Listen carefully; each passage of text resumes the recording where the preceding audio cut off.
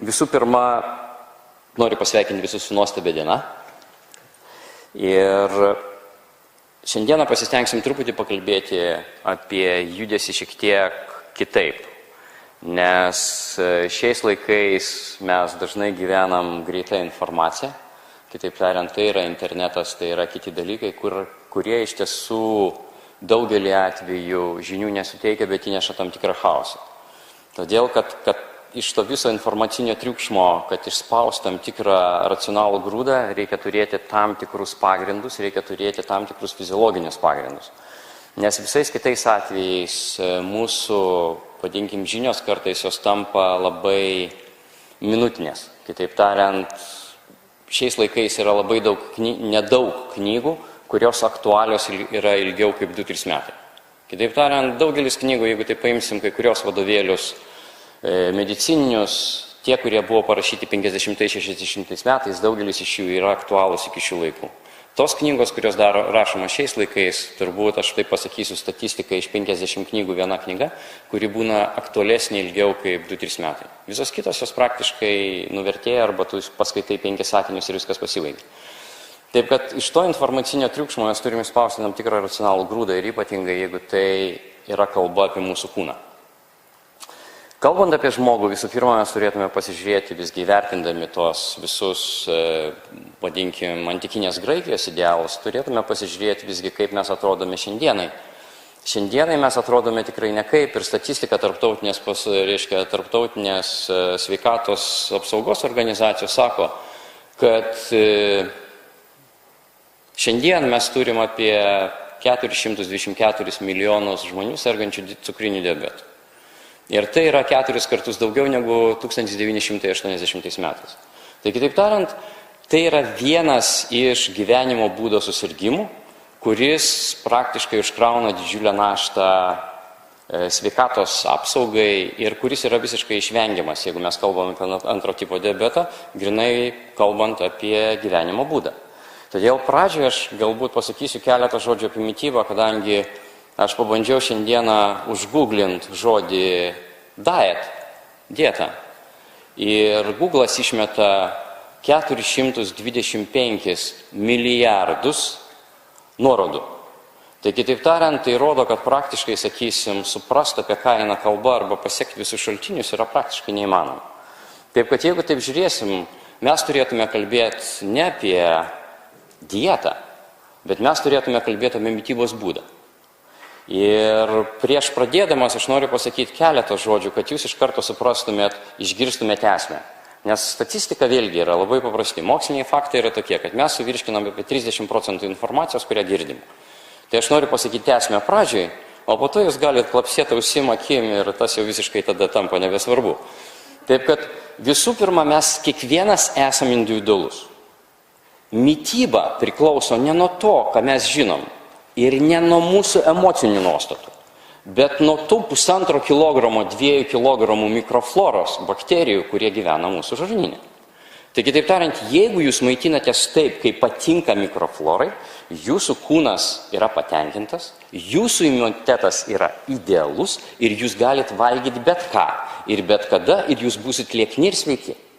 Jeigu jūs esat savo mikrofloros viduj mėsėdis, bet emociškai jūs esat veganas, jūs turėsit krūvą problemų, pradedant depresiniam būklėm, baigiant sveikatos problemų. Tai kitaip tariant, iš karto reikia pasakyti, kad, sakysim, tie dalykai nuo mūsų priklauso mažiausiai. Mes galim šiek tiek, sakysim, jos įtakoti ir, sakysim, žiūrėti racionaliai, jeigu mes suprantam daugiau. Bet jeigu taip žiūrėsim, mityba tai nėra dieta. Todėl dažnai yra sakoma taip, laikausi vienos dietos, bet kadangi pastoviai alkanas, laikausi ir antros dietos. Iš 2 dietų galiu išgyventi. Tai kitaip tariant, tai eina kalba apie tai, kad, sakysim, labai dažnai tai yra tam tikros nuostatos, kurios ne visada teisingos yra. Jeigu žiūrėsim apie tikslus, tai dažniausiai jie yra labai paprasti. Tai daugelis žmonių paprasčiausiai nori koreguoti svorį. Kai kurie nori ten, sakysim, būti sveikesni, spręsti tam tikras sveikatos problemas, bet visumoje dauguma žmonių nori reguliuoti svorį. Vėlgi, aš paėmiau keletą priešingybių. Tai yra 2 dietos, kurios yra garsios, vadinkim, sporto pasaulyje.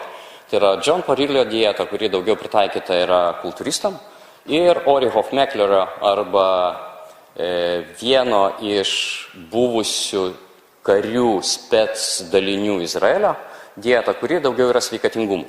Aktyviam žmogui, bet kuris domisi sveikatingumu. Tai yra dvi mitybos rūšis. Tai kitaip tariant, jų tikslai yra visiškai kiti. Vienos tikslas, tai Parilio dietos tikslas, yra priauginti kuo daugiau raumeninės masės, nežiūrinti visus kitus dalykus. Ir nors mitybos, sakysim, pagalba yra priaugama daug, sakysim, raumeninės pagrindinės masės, daugelis sportininkų besilaikančių šios mitybos, jie turi genetinai nedidelį procentualiai riebalų kiekį.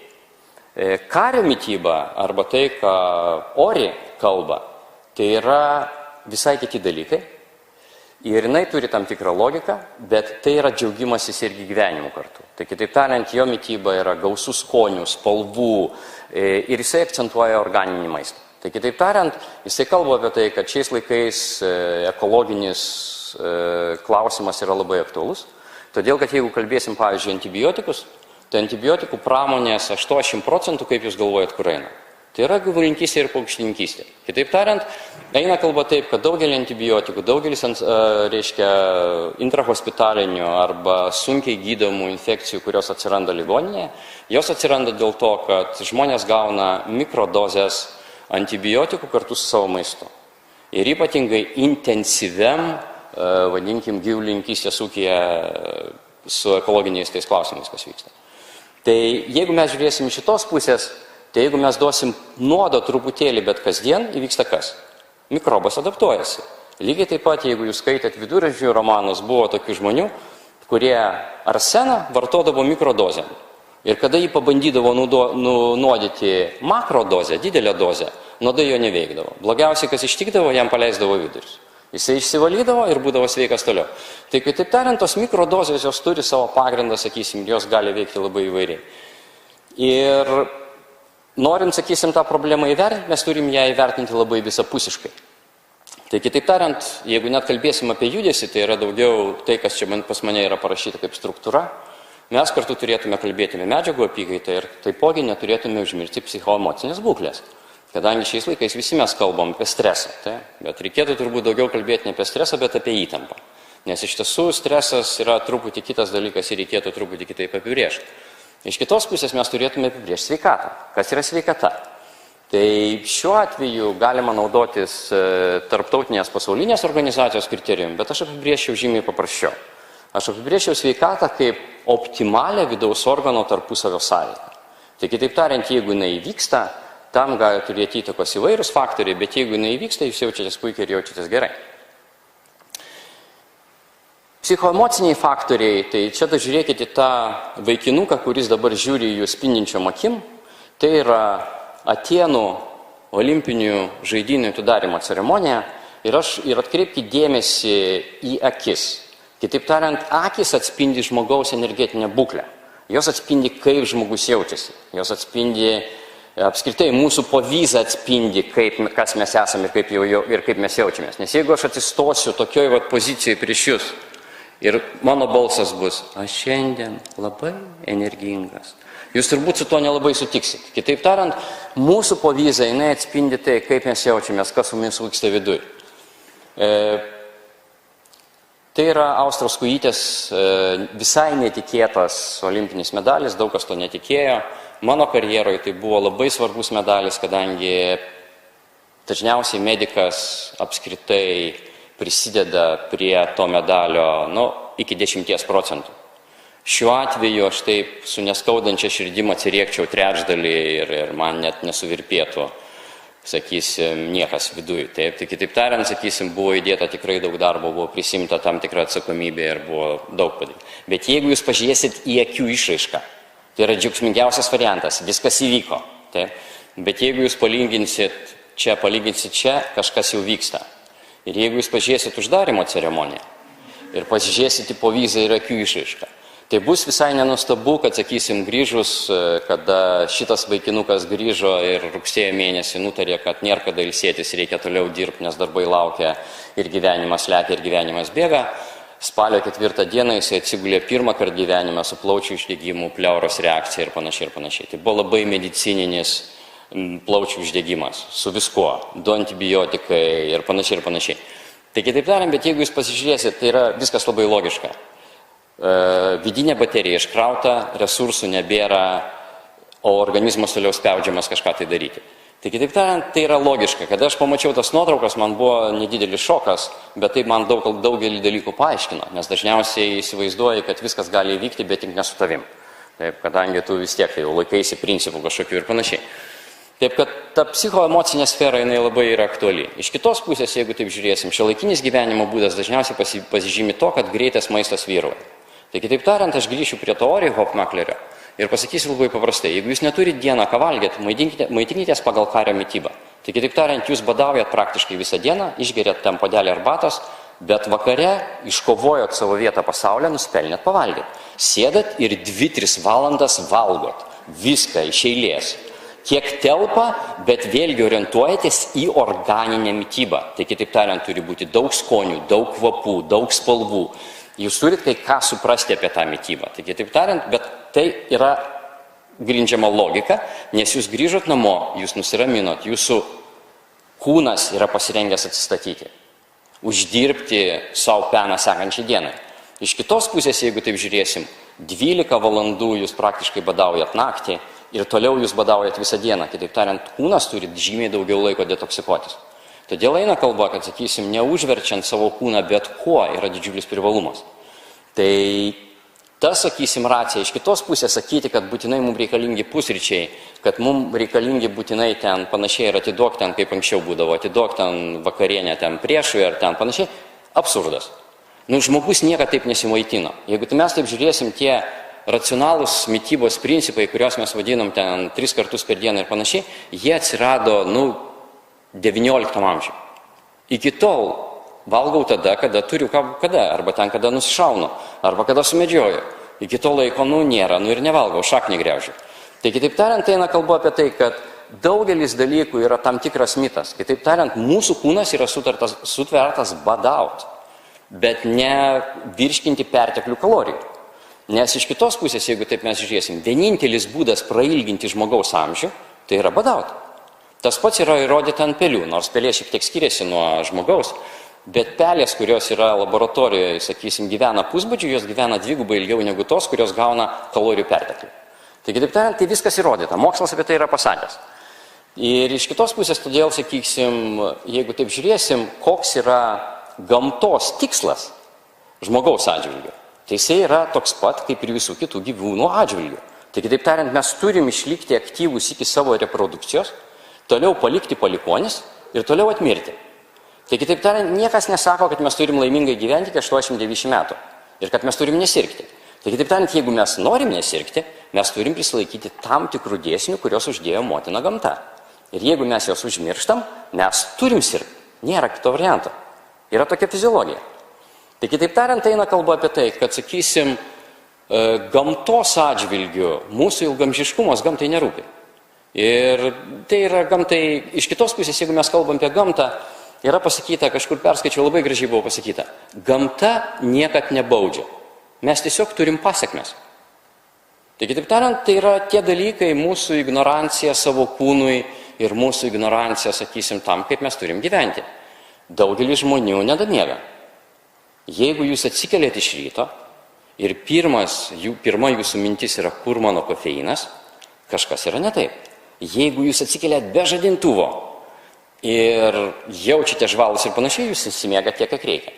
Kitaip tariant, eina kalba apie tai, kad, sakykim, miegas tai nėra pasyvas. Miegas yra aktyvi kūno regeneracija. Iš kitos pusės, sakysim, miego metu ir ypatingai, jeigu mes atsigulam tada, kada reikia, o atsigult mes turėtume iki 10:30-11 vakaro, kadangi būtent tuo metu mūsų kūnas pradeda gaminti vieną iš regeneracinių hormonų, augimo hormoną. Ir tai ypatingai svarbu yra paaugliam. Jeigu jūs neužmygot iki 2 valandų, to piko fiziologinio ir nevyksta. Tai kitaip tariant, jeigu jūs, sakysim, miegosit tas pačias 9 valandas, sakykim, nuo 2 nakties ir po to iki ryto, ir lygiai tas pačias 9 valandas nuo 10 vakaro iki 7 ryto, jūs pailsėsit nelygiai taip pat. Jūs žymiai geriau pailsėsit, jeigu jūs atsigulsit anksčiau. Todėl ne veltui, sakysim, Amerikos jūrų pėstininkų spec dalinių režimas yra toks, kad jie gula 9 vakaro ir keliasi 4 ryto. Ir tame yra labai tokia, griežta logika. Jeigu prisiminsim savo prosenelius, jie sakydavo labai paprastai, nesigailės anksti gulės, ir kita pusė man mažiau patinka anksti vedęs. Ja? Tai čia yra įvairių, bet tame irgi vėlgi yra tam tikros logikos. Hipodinamija, tai kitaip tariant, netgi daugelis sportininkų, jeigu mes žiūrėsim, yra jie hipodinamiški. Tai kitaip tariant, jeigu jūs sėdit 12 valandų per parą ir 2 valandas pajudat ir galvojat, kad jau jūs čia pajudėjot, tai jūs klystat. Tai kitaip tariant, eina kalba, kad, sakykime, jeigu mes kalbėsim apie hipodinamiją, tai apie ją daugiau buvo pradėta kalbėti apie 70 metus ir ypatingai amerikonai, NASA, pradėjo tyrinėti astronautus, kadangi buvo pastebėta, kad astronautai grįžę iš kosminės erdvės turi eilę pakitimų savo kūne. Ir viena iš geriausių būdų, kaip imituoti, vadinkim, tas kosmoso sąlygas, pasirodė yra gulėjimas lovai. Tai kitaip tariant, žmogus gulėdamas mėnesį lovai patiria maždaug tokius pačius pakitimus, kaip kosmonautas grįžęs, reiškia, iš kosmoso. Jie vyksta truputį lėčiau, bet vyksta į tą pačią pusę.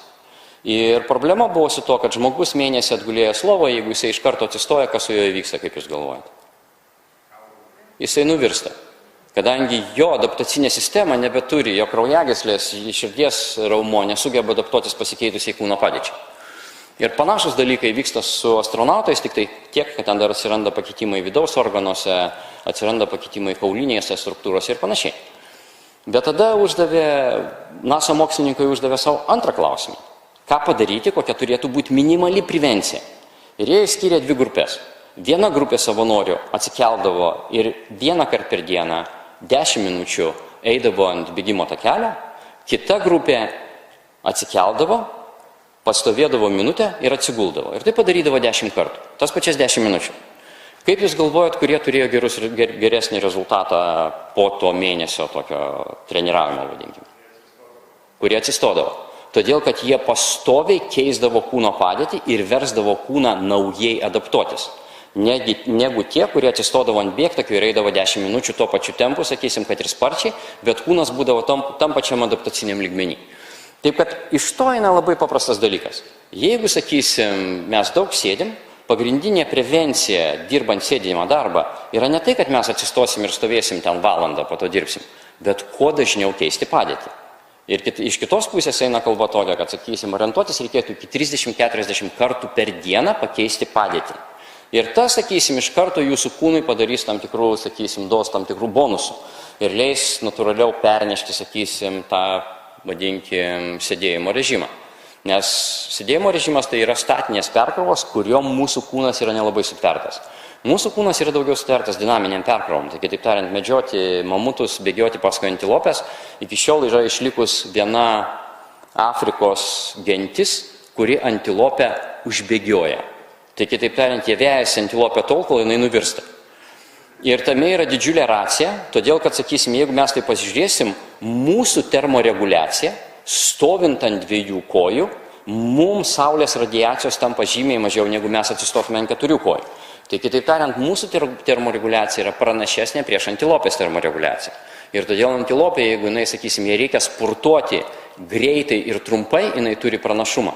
Bet jeigu jai reikia bėgti ilgai, sakysim, ir pastoviai bandyti išvengti, sakysim, ją persekiojančio gyvūno, šiuo atveju žmogaus, jos termoreguliacija neatlaiko. Jinai perkaista ir nuvirsta. Ir tada labai smagu pasimti šviežią gyvūną ir, kaip sakant, parsvilgti namo. Tai kitaip tariant, tie dalykai egzistuoja ir mūsų kūnas, sakysim, yra nesuvertas statiniam perkrovom. Minkštieji narkotikai, tai vėlgi aš tai vadinčiau nikotiną ir kofeiną, tai vėlgi kofeinas yra labai tvarkoj. Jeigu tai yra daugiau ritualas, pabūti kartu, pasidžiaugti kavos aromatu, apskritai, mum ritualų kasdieniam gyvenime reikia, kuo daugiau, nes mes visi kažkur tai lekiam. Visi žinom, kad pabaigoje laukia kas? Žvakutės ir tyli muzika. Bet visi kažkodėl ten skuba ir bėga. Tai galbūt reikia kartais sustot, sakysim, pasidžiaugti ten, sakykim, draugų ratu, išgerti tą kofeiną, sakysim. Iš kitos pusės, grįžtant prie tos emocinės sferos, aš pasakysiu irgi labai paprastai. Geriau suvalgyti su kaifu Big Macą, negu depresiniai būkliai valgyti obuolį. Tai kitaip tariant, eina kalba labai paprasta. Kitaip tariant, tas vadinkim pasitenkinimas ir mūsų teigiamos emocijos, jos visada turi privalumą. Ir kūnas dirba, sakysim, kada jisai teigiamos emocijos, jisai dirba visai kitaip, sakysim, visai kitais režimais. Tas irgi yra aktualu. Ir apie ekologinės problemas aš jau užsiminiau truputėlį, bet visi mes tai žinom, aš į tai nesigilinsiu, nes čia galima būtų visą dieną apie tai kalbėti, sakysim, bet vėlgi reikėtų anekdotus atskirti nuo faktų. Kita pusė, šiuo atveju aš su blondinė pabandyčiau pakalbėti, bet nežinutėje rašyčiau. Iš kitos pusės tai yra viena iš problemų, su kuria mes susidurėm nežinodami tam tikrų dalykų. Tai kitaip tariant, visi kompiuteriai ir mobilūs telefonai, jie reikalauja mum koncentruoti savo žvilgsnį, susiaurinti matymo lauką. Tuo tarpu filogenetiškai mes esame įsivystę, jeigu taip žiūrėsim, grįžtant truputį atgal, kada žmogus pradėjo, sakysim, savo egzistenciją kaip homo sapiens, mes įsivystėm kaip kačių maistas. Kitaip tariant, pirmas žmogaus suvokimas apie save buvo, kad aš esu mėsa. Nes buvo tam tikra kardadančių rūšis, kuri maitinosi tik hominoidais. Tik hominoidais. Tai kitaip tariant, eina kalba apie tai, kad periferinis matymas mums yra reikalingas vien dėl to, mes pastoviai skanuojame erdvę, dėl to, kad mes nurimtume ir pasakytume, apirink nėra plėšrūnų. Tai kitaip tariant, periferinė matymo šiuolaikiniam Vilniui arba šiuolaikiniam Niujorke jo nereikia. Bet problema tai, kad mūsų smegenys to nežino. Jeigu jūs siaurinat matymo lauką, pas jūs turi kilti stresas. Pasąmoningai, nes tokia yra mūsų kūno reakcija. Kitaip tariant, jūs turi būti pastoviai įtampoj, nes jūs nežinot, kas darosi periferijoje. Šičia pasąmoniai mes iki šiol esam gyvūnai, kurie priklauso nuo gamtos ir priklauso nuo aplinkos. Tai kitaip tariant, susiaurintas matymas irgi veda link įtampos. Nereikia nieko daugiau. Jeigu jūs pastoviai koncentruosit dėmesį į siaurą lauką, tik skaitysit, tik žiūrėsit, tik kompiuteris, tik telefonas, automatiškai jūs turit būti pastoviai įtampoje. Tai kitaip tariant, tai yra tie dėsniai, tie faktai, į kuriuos mes dažniausiai netkreipiam dėmesį. Iš kitos pusės, jeigu taip žiūrėti, yra elektromagnetinis laukas, kuris mus veikia ir kurio mes nejaučiam. Ir yra vėlgi pasakymas, kai kurie mokslininkai, man teko su vienu vokiečių fiziku kalbėti, kuris gilinasi šitą problemą, jis sako labai paprastai, vaikam iki 12 metų mobilus telefonas turi būti uždraustas. Pagal tai, kokias jisai studijas turi. Kodėl vaikam? Todėl, kad vaikai turi daugiau vandens, automatiškai jie daugiau, sakysim, sugeria tos elektromagnetinės energijos. Ir lygiai taip pat yra pagyvenę žmonės, nes pas juos yra prasta kraujotaka ir jie prasčiau, sakysim, jeigu taip žiūrėsim, kada mes kalbam mobilių telefonų ir laikom jį pastovi prie vienos ausies, tai yra pamatuota, kad, sakysim, pas pagyvenusių žmogų įkaitimas, sakysim, temporalinės dalies yra žymiai stipresnis negu pas jauną žmogų. Taigi, taip tariant, vėlgi galima remtis fiziką ir ten viskas yra paskaičiuota. Vėlgi, mitai ir faktai. Čia reikėtų nedidelį tokį kvizą organizuoti tarp jūsų, ką jūs mastot ir ką jūs galvojate. Aš galbūt tik tai keletą paminėsiu, kad, visų pirma, apie tos cepelinus, tai yra dalykas labai paprastas. Jūs turėtumėte atsakyti kaip protingiausia ir gudriausia tauta pasaulyje, žydai. Paklausti, kam.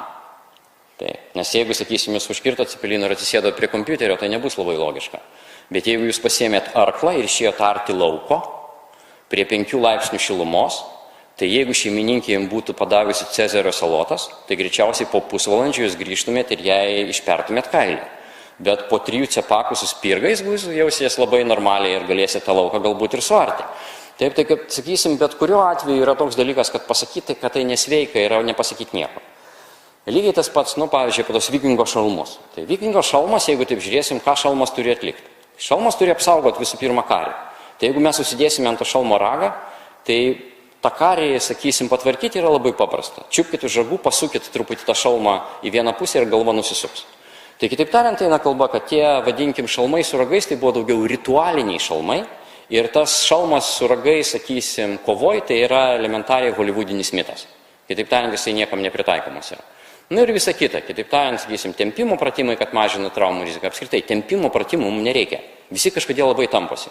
Nereikia. Mums reikia sąnarių paslankumo pratimų. Ir tai nėra vienas ir tas pats. Jeigu tie, kurie skaito dar rusiškai, prisimenat tokį akademiką Nikolajų Mosovą. Jisai buvo kardiochirurgas aukšto kalibro ir būdamas virš 80, jisai dar po 12 valandų galėdavo stovėti prie operacinio stalo ir atlikti vieną sudėtingiausių operacijų. Iš kitos pusės jisai turėjo savo 1000 judesių gimnastiką, kurią jis atlikdavo kasdien, bet tai nebuvo raumenų tempimo pratimai. Tai buvo sąnarių paslankumo pratimai ir tai yra du skirtingi dalykai. Apie šikšnosparnius tas pats yra. Daugelis šikšnosparnių turi geresnį spalvinį matymą negu žmogus. Tai kitaip tariant, tų mitų aplinkui yra labai daug. Ir perinam tada prie sporto, kur yra mitologija. Kad sportas tai yra sveikata. Absurdas. Sportas yra apie rezultatą. Tam, kad pasiekti rezultatą, reikia turėti maksimalę sveikatą. Bet mes negalim dėti, sakysim, rodiklio, kad sportas yra sveikata. Tabletinis mąstymas, kuris peršamas mums medijos. Kitaip tariant, jūs žiūrit visi reklamas ir ten yra viskas labai paprasta. Suskauda tau sąnarį, išgerk tabletę ir gali toliau padaliuoti dviratį. Kas yra visiškas nonsensas. Nes yra labai paprastas dalykas. Jeigu jūs pajutot skausmą, skausmas yra gynybinis refleksas. Tai kitaip tariant, jeigu mes neturėtume skausmo, tai save greičiausiai mes, vadinkim, sudroštume, taip aš pasakysiu grubiai, per maždaug savo pirmus pusantrų gyvenimo metų. Skausmas yra refleksas. Skausmo, vadinkim, per skausmo sportuoti, per skausmo judėti yra labai neprotinga. Tai yra kūno signalas, kad žmogus susimastytų, ką jisai daro ne taip. Jeigu įsimetėt tabletę į burną, nuimėt skausmą ir galvojat, kad padarėt labai gerai, tai jūs tiesiog pasityčiojat iš kūno. Ir po to labai stebėsitės, kodėl pas jūs nuplyšo achilas. Tai kitaip tariant, eina kalba apie tai, kad skausmą reikia slopinti tik tokiu atveju, jeigu skausmas yra neproduktyvus. Skausmas naktį, skausmas ramybė ir panašiai. Taip, tokį skausmą reikia slopinti. Bet banalinis, kasdieninis skausmas, atsiradęs ypatingai dėl fizinio aktyvumo, dėl kažkokios tai veiklos, pirmas dalykas būtų klausimas, dėl ko ten pradėjo skaudėti. Skauda stuburą, stiprink nugaros raumenis. Visiškas absurdas. Jau ką, bet tik ne nugaros raumenis reikia stiprinti. Ir apskritai, dažniausiai šiais laikais visi nori kažką tai stiprinti. Dažniausiai reikia balansuoti, bet nestiprinti. Kitaip tariant, mūsų kūnas turi būti balanse, bet jisai neturi būti, sakysim, stiprinamas. Jeigu jūsų hobis yra su kuprinė lipti į kalnus, jūs turėsit stiprinti. Niekur jūs nedingsim. Jums reikės kažką tai stiprinti ir būti fiziškai pasiruošus. Bet tam, kad sėdėt prie kompiuterio ir spaudėt pelės klavišą, jums stiprinti nieko nereikia. Jums tiesiog reikia subalansuoti save ir išvengti, sakysim, neįgiamų hipodinamijos pasiekmių. Ydinga laikysena plaukimas. Nepaklausima net dažniausiai, ar žmogus moka plaukti. Iš kitos pusės, jeigu taip žiūrėsim, mes vaikštom taip, plaukiam taip, tai jau yra skirtinga padėtis. Iš kitos pusės, sakysim, vandenį mūsų kūnas yra tik tai sveria 1/3 to, ko mes sveriam sausumoje. Tai pat šiuo atveju plaukimas turi labai nedaug reikšmės. Jisai gali nukrauti kūną, gali labai pagerinti aktyvumą, padidinti plaučių talpą ir panašiai, bet jisai tikrai nespręs, vadinkim, tų problemų, kurios dažnai yra, ypatingai pas vidutinio amžiaus žmonės. Toliau, kad treniruotė su svoriais gali pakenkti. Jeigu taip žiūrėsim, visi nuo 30 metų turėtų treniruoti su svoriais. Todėl, kad yra labai paprastas dalykas. Maždaug nuo 30-35 visi mes turim tam tikrą kaulų retėjimą, maždaug apie 0,5% per metus, ir lygiai tas pats mes prarandam aktyvios raumenų masės. Iki maždaug 1% per metus. Tai kitaip tariant, eina kalba tokia, kuo jums daugiau metų, tuo rimčiau jūs turite žiūrėti į jėgos treniruotę. Ir todėl, sakysim, netgi jeigu jūs dar prisimenate aerobikos pradininką, amerikietį Cooperį, jisai parašęs apie 22 knygas, paskutiniuose tik tai savo knygose jisai kalba apie jėgos treniruotę. Iki to jisai kalbėjo tik tai, kad reikia bėgti ir gauti aerobinę ištvermę ir panašiai, ir panašiai, ir panašiai. Taip, kad, sakysim, kai kurie dalykai šiais laikais irgi, kaip ir, sakysim, keičiasi. Iš kitos pusės jis įnešė labai daug pozityvo, kadangi, sakysim, kada jisai pirmas knygas rašė, statistika buvo, kad Amerikoje reguliariai bėgioja tik tai maždaug apie 80 000 žmonių. Po jų knygų, po jo, sakysim, pasisakymų ir panašiai, tas skaičius išaugo ir apie 80 milijonų. Kas rodo, kad, sakysim, tai yra didžiulė, sakysim, poveikis, sakysim, visuomenė ir tas irgi turi didžiulį dalyką. Vėlgi, mūsų kūnas yra mūsų salė. Mums nereikia gerai aprūpintos salės. Jeigu mes turim žinias, mes žinom, kaip daryti, mes galim sportuoti bet kur ir bet kada. Kitaip tariant, sakysim, mano atveju, ten, sakykim, 2 kvadratiniai metrai yra pakankamas plotas, kad galima būtų padaryti gerą treniruotę. Ir tam didelio laiko nereikia. Kitaip tariant, tam reikia dažniausiai 20-30 minučių. Iš kitos pusės, jeigu jūs norit savo užduoti klausimą ir atmesti viską, kas bereikalinga, užduokit savo klausimą labai paprastą. Jeigu jūs pasodintų į kalėjimą ir turėtumėt tik 25 minutės per dieną savo kūnui, ką jūs darytumėt? Tikrai nedarytumėt šitų bukų judesių, sakysim, bicepsų. Jeigu jūs juos darytumėt, kažkas netvarkoja su jūsų pilkajamose. Tai kitaip tariant, tas leidžia atsirinkti pratimus, kurie, sakysim, yra efektyviausi ir kurie labiausiai tinka. Toliau, kad moteris gali užsiauginti raumenis, irgi yra visiškas absurdas. Ir tas yra daugiau iš kultūrizmo atėję, mes apie tai aš truputį apie tai užsiminsiu, bet raumenys auga dėl to, kad mes turim testosteroną. Todėl dažniausiai pas vyrus auga raumenys. Pas moterį dažniausiai gali šiek tiek atsirasti ryškumas, bet vėlgi, derinant krūvį galima pareguliuoti taip, kad moteris būtų savo kūnų patenkinta. Ir kad treniruotis, aš jau minėjau, kad ne jauniem, bet seniem reikia daugiau treniruotis ir treniruotis ypatingais jėgos krūviai. Vėlgi, ta kultūrinė revoliucija, apie ką aš jau kalbėjau truputėlį, tai pagrindinė problema, kad atsiranda daugiau įtampos. Kitaip tariant, pasakymas, kad naudokit šitą aplikaciją ir jūs būsit visada ir visur pasiekiamas. Ką man reikia būti visur ir visada pasiekiamam? Man, sakysim, to visiškai nereikia. Aš visiškai patenkintas, jeigu aš būsiu nepasiekiamas. Tai kitaip tariant, iš kitos pusės, sakysim, daugelis jaunimo pramogos sukasi apie technologijas. Jeigu anksčiau po pasaulio čempionato būdavo krūvų vaikų, vienas pelė, kitas bekembauris ir visi laksto, dabar visi sėda prie kompo. Ir atsiranda iš to taipogi tam tikri dalykai, todėl, kad, sakysim, mūsų kūnas taip jau sudėtas, kad tam tikrus įgūdžius mes turime įgyti kaip vaikai. Po to, jeigu mes jų neįgyjam, atsiranda tam tikrų problemų. Tai jeigu mes kalbėsime apie sėdėjimą, tai pirmas dalykas, kad esame sėdinti civilizacija, bet užduokim savo klausimą, ar sėdėti sveika. Tai iš vienos pusės galima būtų pasakyti labai paprastai, kada mes sėdim, mūsų raumenų aktyvumas prilygsta tokiam kaip nugaišusio arklio. Tai kitaip tariant, atsiranda tam tikros, vadinkim, iš karto raumenų disbalansai, kurie, sakykim, tam tikrus dalykus skatina. Daugelis žmonių nuėję į sporto salę vėl sėda, bet į treniruoklį. Ir galvoja, kad jie padaro labai teigiamą postūmį. Praktiškai tai yra visiškas nonsensas ir tikėtis didelių rezultatų iš to nereikia. Bet vėl galima uždėti savo klausimą, ar sėdėti sveika. Tai jeigu būtų taip blogai sėdėti, tai tokiu atveju gamta to apskritai vengtų. Bet gamtoje taip nėra. Kitaip tai klausimas yra, kaip mes sėdim ir kiek mes sėdim. Tai jeigu jūs pasižiūrėsite į vaiką, pabandykite taip atsisėsti ir jūs galėsite iš karto pasakyti, ant kiek subalansuoti jūs esate. Šitas vaikas, jeigu tai pažiūrėsime, jis sėdė atsipūtęs. Jam jokios įtampos nėra. Daugelis iš jūsų, jeigu atsisėsite taip, jūs iš karto pajusite diskomfortą, nes jūsų kūnas jau turi tam tikrus pakitimus. Nors, sakysim, visa šitie dalykai mums yra duoti iš prigimties. Mes po to jos prarandam dėl savo, ignorancijos ir kažkuria dalim bukumo. Kitaip tariant, visus tos, nes mes esam kaip gyvūnai, esam labiausiai subalansuoti gyvūnai visoje gamtoje, viršūnėje esam. Jeigu jūs pasižiūrėsite šitas dvi kates, tai yra tipi mergaitė užaugusi Afrikoje, jeigu jūs su tom 2P paguglinsit, gausit krūvą jos nuotraukų. Jinai dabar studijuoja Sorbonoje, jai apie 23-24 metus, bet čia, jeigu pažiūrėsite tas dvi kates, jos prilygsta viena kitai. Ir ta katė jum iš kairės, jinai nėra naminė katė. Jinai pusiau laukinė katė. Bet jinai vertina šalia sėdinčią kitą katę, kaip jai tolygia.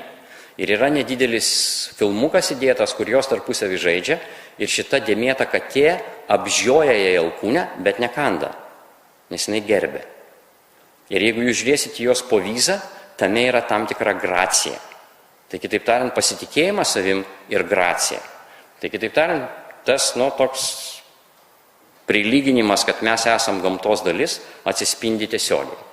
Ir kitas pavyzdys, ką jūs matote visur ofisuose ir aplinkui, tipinė, kaip aš sakau, kompiuterasto poza, kuri duoda krūvą pakitimų, kuri iš karto įneša tam tikrą chaosą.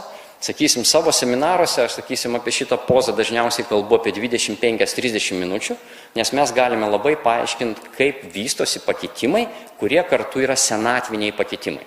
Tai kitaip tariant, užsiskliaudimas, taip, ir vyravimas lenkėjų yra senatvės požymis. Ir po to pridėkim eiseną, kuri yra šliaužianti eisena, ir tai yra tai, ką mes matysim senatvėje. Kitaip tariant, sakysim, žmogus ką padaro ateidamas į šitą pasaulį, jis aktyvuoja tiesiamosius raumenis, ekstenzorius, išsitęsia gyvenimą. Tai kitaip tariant, ekstenzorių vyravimas ir jų treniravimas tai yra tai, kas yra reikalinga žmogui. Ir būtent lenkėjai tampa aktyvus, kada mes sėdim. Iš kitos pusės, jeigu jūs kada nors matėte insultą pažeistą žmogų, pasivyrauja lenkėjai. Tai kitaip tariant, tai yra lenkėjų vyrimas, yra vadinama Wernicke mano poza, kada pa žmogų yra pritraukta ranka. Ir tai turi labai stiprią logiką. Kitaip tariant, žmogus, kuris yra pažeistas, jisai vis tiek save gali maitinti. Jeigu pas mus pradėtų vyrauti ekstenzoriai, kaip mes galim pasimaitinti? Tai kitaip tariant, eina kalba, kad kada mes sergam, lenkėjų vyravimas, kada mes gelbėjimas nuo kažko, lenkėjų vyravimas, jisai yra būtina sąlyga tam, kad mes išgyventume. Iš kitos pusės, treniravimas lenkėjų yra labai neteisingas požiūris į šiuolaikinį, sakysim, fitnesą. Šiuolaikinė ergonominė kėdė, kuri, mano akim žiūrint, yra visiškai neergonominė. Tai kitaip tariant, eina kalba, jūs matot galvą, kuri yra atsikišusi prieki, šita padėtis, o tai yra padėtis, kuri praktiškai yra tragiška žmogui dėl įvairių dalykų. Ir mes tą galim labai aiškiai paaiškinti, kas yra. Taigi, pradėkime nuo pačių pradžių. Hipokratas sakė, judesys tai yra gyvenimas. Bet atkreipi dėmesį, ne pratimai, bet judesys. Mum yra būtinas judesys. Pratimai yra galimi, bet jie nėra būtini. Visi šiais laikais kalba, kad mums reikia daryti pratimus. Pratimai mums nereikalingi. Mums reikalingas judesys.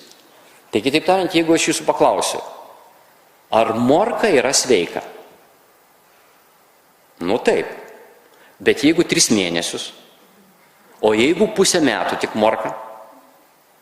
Bet kažkodėl daugelis žmonių į pratimus žiūri kaip į šitą morką. Kitaip tariant, daugelis žmonių yra ant pratimų dietos, nes jie arba tik bėga, arba tik plaukia. Iš kitos pusės, sakykime, jeigu mes žiūrim į bėgimą, tai bėgimui reikia būti fiziškai pasiruošus. Bet dabar visi kažkodėl, sakysim, pasėdėję daugiau kaip 15-20 metų už stalo, staiga sugalvoja, kad jam reikia bėgti Vilniaus maratoną. Tai žmogau, tu gal iš pradžių grįžk prie to, kas tu buvai, nes daugelis tų žmonių jie eit nemoka, jie kvėpuot nemoka, bet jie galvoja, kad jie gali bėgti. Tai kitaip tariant, čia vėlgi yra tam tikra logika po visais šitais dalykais. Dabar apie judesį, jeigu mes kalbėsim, tai užtenka 24 valandas be judėjimo ir pasižiūrėkit, kas vyksta su gliukozės stabilizavimu. Todėl yra visai nenuostabu, kad, sakysim, 2 laipsnio diabetas, metabolinis sindromas tiesiog šluoja šiuolaikinius, sakysim, žmonės. Iš kitos pusės, mūsų maksimalus tas VO2 max yra maksimalus deguonies sunaudojimas. Tai tų jaunuolių, kurie dalyvavo toj studijoje ir 3 savaitės nejudėjo, jie iš 18-mečių pavirto į 40-mečius per 3 savaitės. Tai kitaip tariant, judesys mums yra būtinas. Jeigu mes norim, sakysim, išlikti bent kažkiek tai sveiki. Bet jeigu jūs žiūrite savo fizinį pasiruošimą rimtai, jūs turite atsakyti šitos 4 klausimus taip. Nu, čia galbūt taip kalbėkim, kad medyje ne kamuolys, bet jūsų katinas, kuris kainuoja 4000 eurų. Ir jisai va ten įlipo ir ruošiasi nukristi iš ten. Tai kitaip tariant, jeigu jūs jį galėsite iš ten nukelti ir nuimti, tai tada mes galim sakyti, kad jūsų pasiruošimas yra visai neblogas. Tai kitaip tariant, jeigu jūs gyvenate 9 aukšte, jūs galite padaryti puikią treniruotę vietoj lifto, užbėgdami į 9 aukštą. Bet vėlgi užbėgdami ne pastoviu ritmu, bet užlipdami lėtai į 1 aukštą, užbėgdami į 2, užlipdami į 3, užbėgdami į 4. Apie tai, ką mes kalbėjom, nedidelis stresiukas, bet pastoviai kaitaliojant režimus.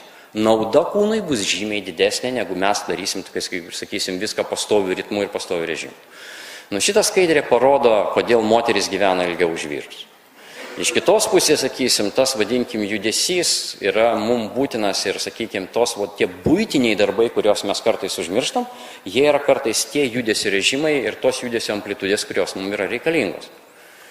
Tai viskas prasideda visų pirma nuo kvėpavimo. Vaikas visų pirma įkvepia. Ir daugelis žmonių net nežino apie tokį dalyką, kad jie turi tokį raumenį kaip diafragma, kuris yra labai svarbus ne tik kvėpavimui, bet kadangi mes pirmus 4 mėnesius šioj žemėje esam gyvi tik dėl to, kad diafragma dirba, mes kvėpuojam tik diafragmą, visi kiti raumenys iki tol dar miega, jinai išlieka tokia visam gyvenimui. Iš kitos pusės jos įkvepiant važiavimas žemyn, kaip tariant, tas pilvinis kvėpavimas, turi didžiulę įtaką vidaus organų sveikatai. Su kiekvienu įkvėpimu inkstas pasislenka maždaug apie 3-5 cm iki 7. Tai jeigu jūs paskaičiuosit labai paprastai, padauginsit iš 12 kvėpavimų per minutę, vidutiniškai, tą padauginsit iš 24 valandų, jūs gausit, kad inkstas per parą nueina kilometrus. Vien dėl to, kad jūs kvėpuojat. Ir jeigu jūs nekvėpuojat su diafragma, automatiškai inkstuose pas jūs turi atsirasti tam tikrų nuosėdų, nes inkstas tada kaba. O iš tiesų mūsų kūnas visas yra pastoviam judesy. Viskas yra tam tikrose ritmuose. Ir kvėpavimas yra labai aktuali funkcija, kadangi, sakysim, mūsų nugara, stuburas apskritai, yra unikali struktūra ir būtent matot, kad jos nuokrūva stipriai keičiasi tokiu atveju, jeigu mes normaliai kvėpuojam ir jeigu mes turim veiklę diafragmą. Labai nedaug žmonių sąmoningai rūpinasi savo stuburu. O stuburas, jeigu taip žiūrėsim, netgi daugelį, sakysim, sveikatingumo sistemų yra pripažįstama kaip gyvenimo ašis. Aš dažniausiai sakau, tai yra judesio ašis, bet iš tiesų tai yra truputį daugiau, nes visa informacija iš mūsų stuburo išeina ir jį sugrįžta. Ir yra analizuojama. Iš kitos pusės tai yra unikali struktūra, nes jinai susideda iš atskirų kauliukų. Bet vėlgi mes esam labai įdomus gyvūnai. Yra sakoma, kad diskas, o diskas galima pavadinti yra stuburo siela. Diskas atlaiko maždaug ašinę apkrovą maždaug 900 kg. Bet jeigu jūs dar prisimenat tokį lietuvių cirko artistą kaip Dikulį, Dikulis ant pečių pakeldavo 24 Volgą, o tai yra daugiau 1,5 tonos. Tai kitaip tariant, eina kalba, kad jeigu mes turim tam tikrą raumenyną, mes sugebam generuoti tą vadinamą intrapilvinį spaudimą, mūsų kūnas atlaiko žymiai daugiau, negu mes galvojam ir negu mes ištiriam pasyvę struktūras laboratorijoje. Ir jeigu mes kalbėsim apie tą diską, tai vadinkim, tai yra unikali struktūra. Taip, jinai yra sukurta apkrovai. Iš kitos pusės, diskas neturi kraujagyslių nuo 12-14 metų amžiaus. Jisai minta, kada mes jį gniuždome ir tempiame. Tai kitaip tariant, jeigu taip žiūrėsim, stuburas yra idealus judesio organas. Jeigu mes nejudam, mūsų stuburas turi dilt. Ir jisai turi sent. Tokia yra logika fiziologinė. Ir jeigu mes elgiamės su juo ne taip, mes turim kentėti. Kitaip tariant, tas nugaros skausmas, kuris yra dabar kaip epidemija, daugeliu atveju jisai yra todėl, kad mes paprasčiausiai nesuvokiam tų judesio principų, kurie mums yra užkoduoti genetiškai. Tai kitaip tariant, eina kalba, kad per dieną, pavyzdžiui, jūs prarandat apie, kaip kas, bet iki 5 cm ūgyje, dėl to, kad diskai susmunka, jie praranda vandenį, per naktį jie atsistato. Iš kitos pusės, įvertinant tai, kad ryte jūs esat žymiai aukštesni negu vakare, jūs esat žymiai paslankesni. Todėl, sakysim, pavyzdžiui, simti jogą ryte yra labai logiška, nes paslankumas yra geresnis. Iš kitos pusės kelti maksimalius svorius ryte yra ne visai logiška, todėl, kad diskas yra labiausiai pažeidžiamas tokiu atveju. Arba tada jau reikia žinoti, suvokti principus, jeigu jūs norite svorius ryte kilnoti. Kitas dalykas užmirštamas yra pėda. Stovim ant 2 kojų, bet daugelis žmonių užmiršta ir jeigu taip žiūrėsim, reiškia, toj viršutiniai skaidruoliai jum iš kairės yra ta pati pėda, kuri vienu atveju yra be apavo, kitu atveju su apavu. Ir matot, kaip pėda pasikeičia. Iš kitos pusės žemutiniai skaidruoliai matot deformuotą, civilizuotą šiuolaikinio žmogaus pėdą. Netgi jeigu mes uždėsime nedidelį pakilimą, kabluką, kaip čia yra vyro batas, jūs matote, ten yra nedidelė strėlytė po 5 padikaulių, kad keičiasi visa pėdos padėtis. Kitaip tariant, informacija iš pėdos keičiasi. O pėda yra mūsų sensorius apie mūsų padėtį erdvėje. Tai yra 7000 grubiai įvairių nervinių galonėlių, kurios duoda informaciją apie pėdą. Ir stiletai, tas atitinka, tai moteris visada audamosios tokią avalynę turėtų klausti savęs, ar jis to vertas. Nes tai yra auka grožiui. Nes jeigu mes pastatom moterį ant kabluko, vyksta krūva pakitimų. Keičiasi ašis, keičiasi stuburo padėtis, keičiasi kelio apkrovimas, keičiasi pėdos apkrovimas, keičiasi daug dalykų. Ir tai duoda labai daug pakitimų moters kūne. Kitaip tariant, vyrai, kurie čia sėdit irgi, jeigu ir kas stebit šitą pranešimą, kada nors suraskit savo dydžio moterišką avalynę ir pabandykit tos 7-8 cm apsiauti ir pavaikščiot bent 5 minutės. Po tų 5 minučių garantuoju lenksit galvą prieš savo moteris ir merginas, nes tai yra tikrai auka grožiui. Ir kita pusė, tie su 5 pirštais čia yra vibramai arba minimalistinė avalynė, reikia turėti omeny, kad ta avalynė yra nepritaikyta sveikatinti pėdą. Tam, kad tokią avalynę dėvėt, reikia turėti sveiką pėdą. Tai tą reikia suvokti. Iš kitos pusės yra tas apatinis batas, yra MBT avalynė, irgi daugelis apie tai girdėjot, Masai Boot Technology, bet kažkodėl nei vienas Masajus nevaikšto su batais. Tai kodėl Masai Boot Technology iki šiol man yra didžiulis dalykas, klaustukas. Iš kitos pusės reikia suprasti, kad tai nėra kasdieninė avalynė, tai yra gydomoji avalynė. Mūsų pėda yra nesutverta balansuoti taip, jinai sutverta griebt žemę ir suvokti, sakysim, kas yra po mūsų pėdą, po mūsų žemę. Tai kitaip tariant, eina kalba, kad, sakysim, pavyzdžiui, vasarą mes visi daugiau laiko turėtume praleisti basakoją.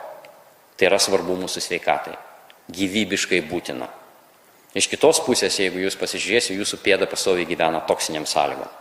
Daugelis, sakysim, nusevę vakare įkišę nosį į tą batą, turbūt ilgai ten nekvepuosit. Bet savo pėdą ten įkišam. Tai yra kamera, taip, kalėjimo ir ne pačiom geriausiam sąlygom. Todėl savo pėdą irgi reikia gerbti. Taigi, koks mūsų kūnas turi būti? Čia yra Jan Železnai, ieties metikas, labai ekstremalus sportas. Taip. Bet jisai turėjo tikrai labai gerai treniruotą kūną. Toliau vienas iš banglentininkų, Leirdas Hamiltonas. Čia ne photoshopas, jisai tikrai yra metamas iš malūnsparnio ant tų didelių bangų ir jisai slysta. Ir jisai turi labai gerai sudėtą kūną. Nors jisai čia demonstruoja bicepsą, bet jisai turi labai tvirtą nuomonę ir labai teisingą nuomonę apie tai, kas yra treniruotas kūnas. Jeigu jūs dar neužmiršot šito žmogaus, tai yra Bruce Lee. Jisai turėjo turbūt vieną geriausiai treniruotų kūnų, nors jaunystėje buvo raišas, nelabai sveikas ir panašiai ir panašiai. Iš kitos pusės šiuolaikinis bodybuildingas arba šiuolaikinis kultūrizmas, tai iš ten yra, iš kur atėjo yra mitas, kad moteris gali priaugti raumenų. Bet reikia suprasti, kad visi šitie raumenys tai yra anabolinių steroidų padarinys. Kitaip tariant, tai ne papildai, tai ne fizinis krūvis, tai yra anaboliniai steroidai ir tą reikia suvokti. Ir dėl to, sakysim, šiuo atveju pasakyti, kur yra vyras, kur moteris kartais net yra problematiška. Iš kitos pusės, pasakyti, kad kultūrizmas blogai, yra nieko nepasakyti. Nes jeigu, sakysim, mes pasižiūrėsim į iki anabolinės eros kultūristus, tai jie yra labai idealiai proporcingai sudėti. Ir iš tiesų šitie žmonės, jie buvo tokie stiprus, kaip ir atrodė. Nes jie užsiminėjo ne tik, sakysim, raumenų, vadinkim, auginimu, bet jie kultivavo jėgos sportą, tikrąjį jėgos sportą. Tai kitaip tariant, Steve Reevesas, Frank Zane, jie yra tie kultūristai, kurie, sakysim, gali būti etalonų ir šiais laikais. Taigi, nuo ko reikėtų pradėti? Tai pirmas dalykas, reikėtų suvokti, kad yra tam tikros, sakysim, dalykai, kurie sąlygoja, kad atsiranda tam tikra raumenų disproporcija, nevienoda raumenų įtampa aplink kūną, aplink mūsų stuburą, dėl ko atsiranda įvairūs pakitimai mūsų kūne, kuriuos mes turim vienaip ar kitaip koreguoti. Iš kitos pusės, jeigu mes žiūrėsim Evanso ir Rosenbergo, čia maždaug 87 metais, rekomenduotus gyvybiškumui būtinus biomarkerius, tai matot, raumeninė masė yra numeris 1. Tai kitaip tariant, eina kalba taip, kad kuo mes turim tos liesos masės daugiau, tuo mes esam sveikesni. Tai kitaip tariant, tas, vadinkim, jėgos sportas yra būtinas prioritetas sveikatai išlaikyti. Tai kitaip tariant, netgi jeigu jūsų gyvenimas yra bėgimas, jūs truputį turit, sakysim, skirti laiko jėgos sportui bent kartą ar porą kartų per savaitę, tam, kad subalansuoti savo kūną. Vėlgi, jūs turit pasirinkti, ką jūs norit daryti. Pirmas dalykas, aš vėlgi pasakyčiau labai paprastai, kad tai, ką jūs darysit, turi teikti jums tam tikrą malonumą. Tai vadinkim, tas hedonizmas, jisai turi būti. Iš kitos pusės, jeigu mes lyginsim, dabar tas pasaulio rekordas yra truputį didesnis ir, man atrodo, Anglas yra pasiekęs 463, gal 465, bet tai yra Islandas, kuris ilgą laiką turėjo mirtinos traukos pasaulio rekordą. Jeigu mes žiūrėsim į triatloną, ištvermės kraštutinumą, tai vėlgi visus šitos distancijas jūs turite veikti per 17 valandų. Kitaip tariant, po to jūs diskvalifikuoja. Bet jeigu jūs sukeisit vietom ir Kreigui Aleksanderiui duosit daryti mirtiną trauką, o Magnusonui, kuris čia laiko iškėlęs, liepsit atlikti klasikinį triatloną, didelio rezultato nesitikėkit. Tai kitaip tariant, mūsų pasirinkimas nukerpa tam tikras kitas galimybės. Ir iš kitos pusės daugeliu žmonių šitų maksimalių rezultatų nereikia. Tam, kad būtų sveikam ir, sakysim, būtų subalansuotam, visų šitų kraštutinių dalykų nereikia. Jeigu jūs norit jų siekti, tai yra kitas klausimas. Iš kitos pusės visada reikia įvertinti, kad sportas yra nenuspėjamas. Kitaip tariant, tai, kad jūs jau esat profesionalus sporte, dažniausiai yra maždaug daugiau kaip 50% tikimybė gauti sportinę traumą. Tai kitaip tariant, visų pirma, jūs turite atsakyti į paprastus klausimus. Kokie jūsų yra tikslai? Jūsų tikslas yra sveikatingumas ar jūsų tikslas yra fitnesas? Nes iš kitos pusės fitnesas tai yra gebėjimas atlikti tam tikrą užduotį. Dabar yra truputį supainioti terminai. Kitaip tariant, sakysim, Darvino evoliucijos teorija, kuri kalba apie tai, kad išgyvena labiausiai pasiruošęs, yra ne tai, kad jisai išgyvena tas, kuris ir greičiausias, kuris turi geriausius dantis ir panašiai. Išgyvena tas, kuris labiausiai pristaikęs prie savo aplinkos.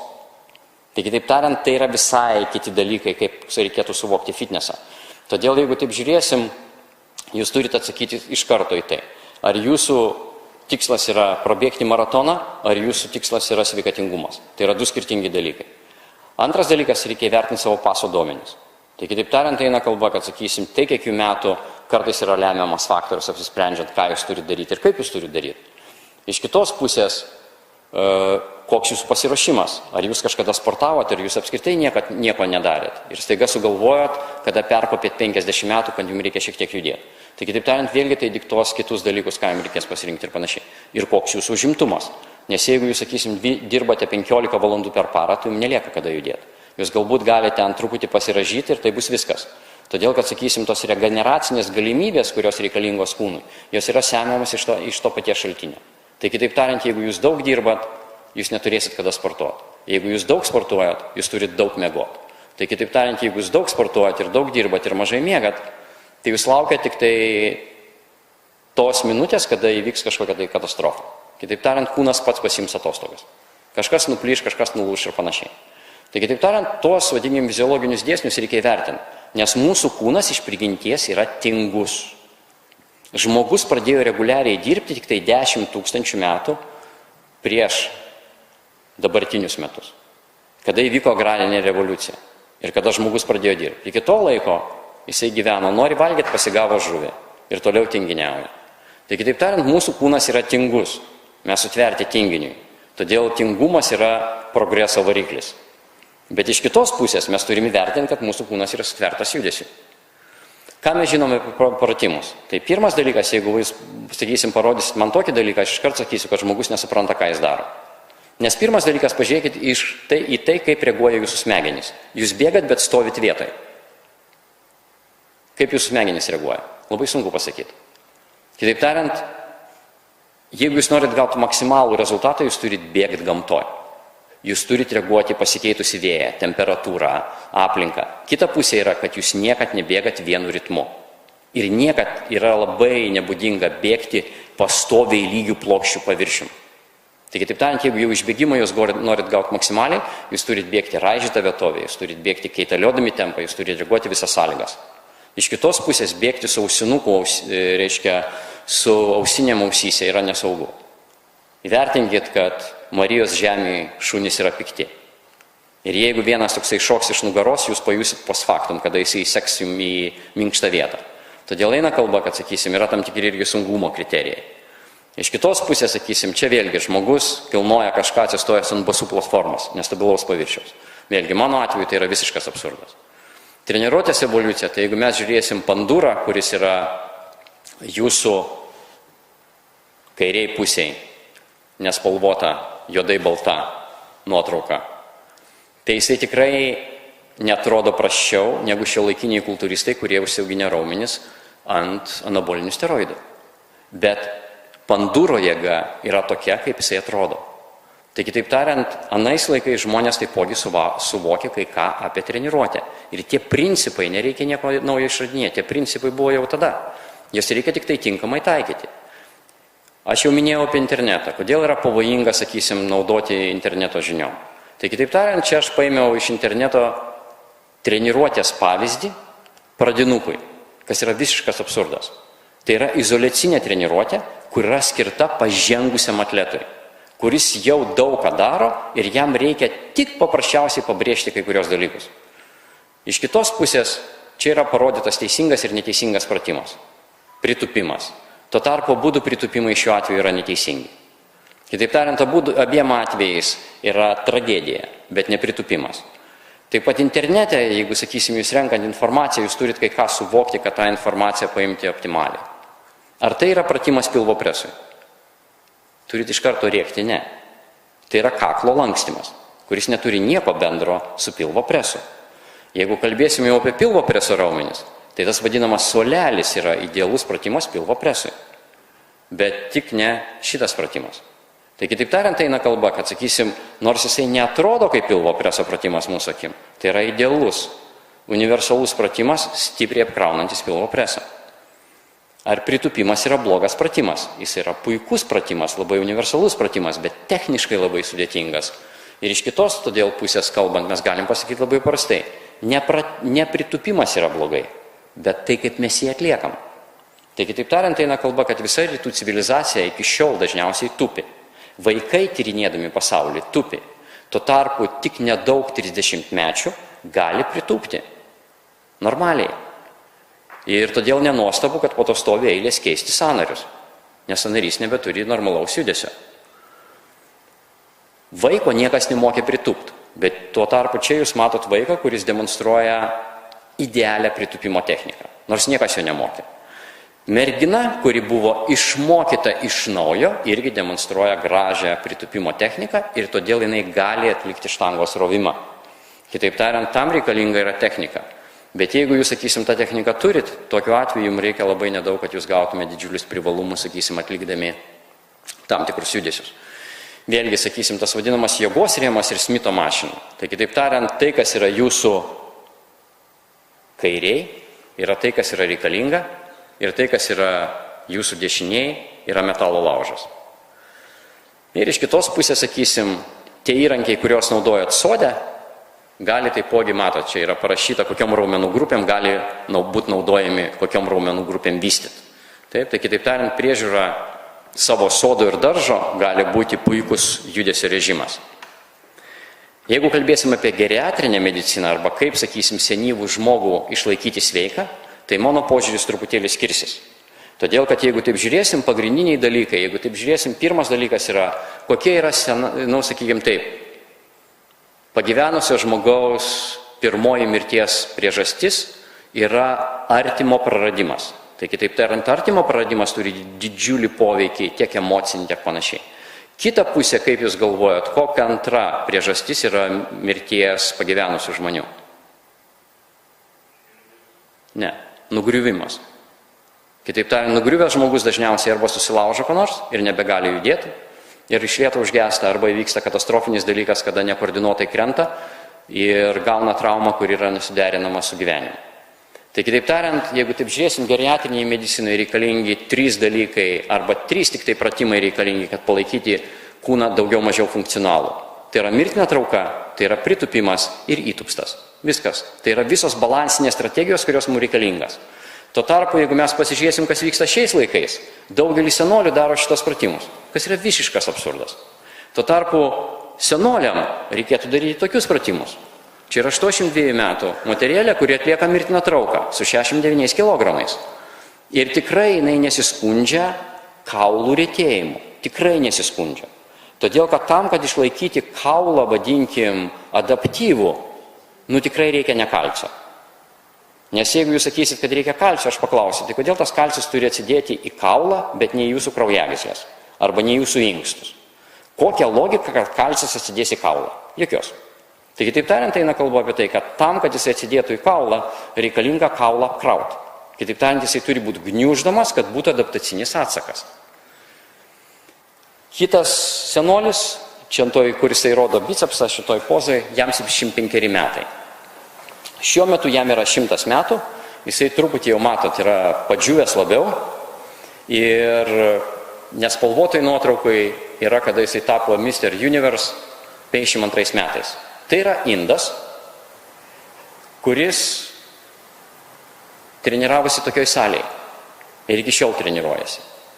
Tai kitaip tariant, vėlgi, metai yra tik skaičius ir pasiteisinimas.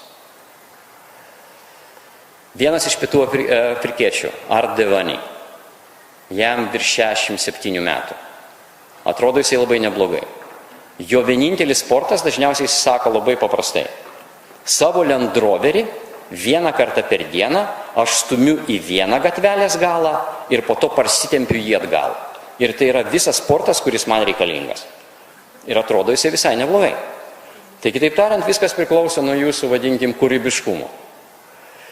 Vėlgi vaikas, suaugęs, matot, suaugęs jisai praktiškai praranda bet kokią galimybę normaliai save stabilizuoti. Mūsų gyvenimo būdas griauna mūsų kūną. Tuo tarpu tie įgūdžiai, kurie mes išmokstam kaip vaikai, mes naudojam juos vėliau visose savo judesiuose. Jeigu jūs kada mane Palangoj pamatysite taip šliaužiantį ant 4, tai nereiškia, kad aš padauginau vyno. Tiesiog gali būti, kad tie žmonės ir aš žinau truputį daugiau apie fizinį pasirengimą negu jūs. Todėl, kad aš, sakysim, niekad nebėgsiu 1,5 ar 2 valandos bukai paplūdimi. Aš susibrėšiu 2 linijas, 15 metrų vieną nuo kitos, 4 nulėksiu į vieną pusę, parlėksiu atgal, pakartosiu 5 kartus ir žinosiu, kad aš padariau puikią treniruotę. Ir jeigu jūs, sakysim, pabandysit tą atlikti, jūs pajusit, kas tai yra. Jūsų visi sąnariai pradirba, jūsų visi raumenys pradirba, jūsų širdies kraujagyslių sistema pradirba. Ir jums nieko daugiau nereikia daryti. Ir jūs telpate 15-20 minučių. Todėl pasakymas, kad reikia daug laiko tam, kad palaikyti savo kūno kondicijai, yra visiškas mitas. Tai, kad reikia jums salės, yra visiškas mitas. Yra paprasčiausiai truputis noro, truputis motyvacijos ir truputis žinių. Kitas dalykas, ar tai yra pratimai pilvo presui? Ne, tai gali būti testas, kurį jūs galite ištestuoti savo pilvo preso raumenis ir juos įvertinti pagal tam tikrą, sakysim, skalę. Sporte tas pratimas gali būti šiek tiek taikomas, bet yra daug niuansų. Reikalingas bicepsas, jeigu jūs turite vyno rūsį su 2000 butelių, bicepsas reikalingas. Nes be bicepso, be dvigalvio žasto raumens jūs vyno butelio net kimšit. Visais kitais atvejais jisai nėra nereikalingas. Ir derinti, sakysim, dvigalvio žasto raumens treniruotės su spaudimu nuo krūtinės yra pats blogiausias dalykas, pats blogiausias derinys, kurį galima įsivaizduoti. Iš kitos pusės čia matot, tai yra klaida, nes žmogus išsiriečia labai stipriai, ko neturėtų būti. Taip, tai yra tam tikri dalykai. Čia lygiai tas pats, dvigalvio raumens treniruotė atsilenkant atgal, kas rodo, kad žmogus kelia per didelį svorį. Tas pats įsirietimas, kuris perkrauna apatinę nugaros dalį ir daugelis kitų dalykų. Moksliniai duomenys yra labai paprasti. Matot, yra 3 grupės, kurie buvo žiūrima, reiškia, vienas RM yra vienas maksimalus pakartojimas. Tai kitaip tariant, jie darė iki negaliu 80% nuo maksimumo, toliau 3 pakartojimai nuo maksimumo arba 300% 3 pakartojimai nuo maksimumo. Ir studija labai gražiai parodė, kad, sakysim, hipertrofijos atžvilgių visos grupės buvo beveik vienodos. Kitaip tariant, ta antra ir trečia grupė, jos priaugo raumens masės panašiai. Jėgos prieaugis buvo didesnis pirmoji ir antroji grupiai. Tai kitaip tariant, eina kalba, kad jeigu jūs norit sunkiai kelt, jūs turit sunkiai kelt. Bet jeigu jums svarbu estetiniai dalykai, raumens masė, jūs labai saugiai galite kelti 30% ir atlikti pakartojimą, kuris reikalauja daug pastangų. Tai kitaip tariant, raumens hipertrofijai reikalingos pastangos, bet nesvoris. Todėl, sakysim, galima sportuoti iš karto labai saugiai, vadinkim, netgi su laisvais svoriais. Izumi Tabatos protokolas Japono, jūs žinot turbūt, kad vieni va čia sportavo 5 dienas po valandą, kiti sportavo po praktiškai 5 minutės iki 15 minučių. Rezultatas buvo tas pats, netgi geresnis pas tos, kurie atliko Izumi Tabatos protokolą. Tabatos protokolas yra labai paprastas. Jūs atliekat 10 sekundžių, sakysim, pavyzdžiui, gilus šuolius, 20 sekundžių ilsitės. 10 sekundžių gilus šuoliai, 20 sekundžių ilsės ir tai 5 minutės. Tai yra visas darbas, ką jūs turit padaryti. Bet jeigu jūs kada nors tą pabandysit daryti, nepervertinkit savęs, nes tai yra labai mazochistinis protokolas. Ne kiekvienas tą gali padaryti. Nes jau po 3 minutės plaučiai pas jūs guli ant lėkštutės priešais jūs. Tai kitaip tariant, eina kalba, kad tai yra ne visiems. Bet tuo tarpu vėlgi yra sakoma, kad tai tam protokolą galima modifikuoti, rezultatą galima gauti lygiai to pat. Izumi tabatos protokolas yra nuostabus riebalų deginimui. Tai kitaip tariant, jeigu jūs norit pagrindę deginti riebalus, tai yra puikus dalykas, ką jūs galite taikyti. Bet daugiau modifikuota tabatos protokolo, todėl kad, kaip aš minėjau, jisai ganėtinai sudėtingas yra. Jau kalbėjau, kad mirtina trauka yra labai svarbu ir tai yra pratimas, kuris moko mus kelti svorį, kuris moko mus šuoliuoti ir panašiai ir panašiai. Ir jisai duoda daug bonusų, iš kitos pusės jo metu dirba daugiau kaip 48 raumenų grupės. Tai kitaip tariant, liekant vien šį pratimą jau galima jo ir apsiriboti, jeigu, sakysim, nėra kažkokių tai kitų tikslų. Jeigu mes spaudžiam iš galvos, vėlgi yra tam tikri privalumai, ką mes gaunam, jeigu atliekam tą spaudimą, bet iš kitos pusės mes turim atlikti mirtiną trauką taisyklingai. Taigi, elementarios tiesos visiems, kurie, sakysim, galvoja kažką keisti savo gyvenimą, tai pirmas dalykas, ką aš pabrėšiu, kad negalima savęs lyginti su kitais. Tai kitaip tariant, kiekvienas mes esame unikalus ir turim surasti savo kelią, pritaikydami tai, ką žino aplinkiniai. Ir, aišku, prisiminkim savo pasinius duomenis. Anksčiau, sakysim, kad aš matydavau pievelę prieš save, aš visada bandydavau atlikti saltą. Dabar visada aš atėjęs prie pievelės prisimenu pasinius duomenis ir medituoju. Taigi tai tariant irgi aktyvi veikla, bet truputį kitokia. Taip, kad reikia suprasti, kad sveikas kūnas yra nehipertrofuoti raumenys. Mums nieko nereikia stiprinti. Sveikas kūnas yra raumenų balansas ir koordinacija. Tai jeigu jūs šitą išgirdot ir suvokėt, jeigu jums kilo daugiau klausimų, negu gavot atsakymų, tai mano pasisakymas turėjo tam tikrą prasmę. Ir todėl artėja jau savaitgalis, orai jeigu gražus, linkiu to ramaus savaitgalio. Ir šiuo atveju, sakysim, kartais tai irgi reikalinga, nes, sakykim, gyvūnai pasidalina su mumis irgi mikroflorą ir kartais tas yra tvarkoj. Nors leisti lovą nėra tvarkoj, nes jie pasidalina ne tik savo mikroflorą, bet ir parazitais kartais. Taip kad parazitologija yra kita tema, į kurią jūs turėtumėte irgi atkreipti dėmesį. Dėkuoju visiems už dėmesį.